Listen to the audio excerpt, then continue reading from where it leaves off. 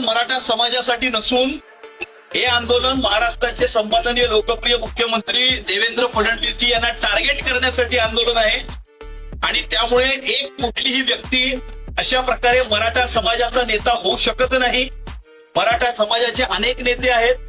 मराठा समाजाला या महाराष्ट्रामध्ये खऱ्या अर्थानं न्याय कोणी मिळवून दिला असेल तर तो सन्माननीय मुख्यमंत्री देवेंद्र फडणवीस यांनीच हा त्या ठिकाणी मिळवून दिलेला आहे, ज्यामुळे असंख्य मराठा तरुणींना या ठिकाणी नोकऱ्यांमध्ये आणि शिक्षणामध्ये आरक्षण प्राप्त झालेलं आहे।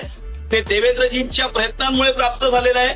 सूर्यावरती थुंकल्यामुळे सूर्याला काही फरक पडत नसतो, ती थुंकी आपल्यावरती परत येत असते। फडणवीस साहेबांनी त्यांना सांगितलं नाही ना आंदोलन करायला, आणि त्यामुळे पहिलं तर ते कशा करता आंदोलन करतायत याचं स्पष्टीकरण त्यांनी द्यावं। मागच्या वर्षी शासनाने जो GR काढला होता तो GR कसा योग्य आहे, तो GR कसा जस्टिफाईड आहे हे त्यांनी वारंवार मीडियाच्या समोर प्रेस कॉन्फरन्सेस घेऊन सांगितलेलं आहे की कशा प्रकारे मराठा समाजाला न्याय मिळालाय। 8 महिन्यापूर्वी सरकारने काढलेला GR हा जस्टिफाईड होता आणि तो जर योग्य होता, मग आज आंदोलन करण्याचं कारण काय याचं उत्तर त्यांनी द्या। आणि हेही विसरू नका की चक्रव्यूह भेदणारा हा अभिमन्यू आहे, चक्रव्यूहामध्ये फसणारा अभिमन्यू नाही।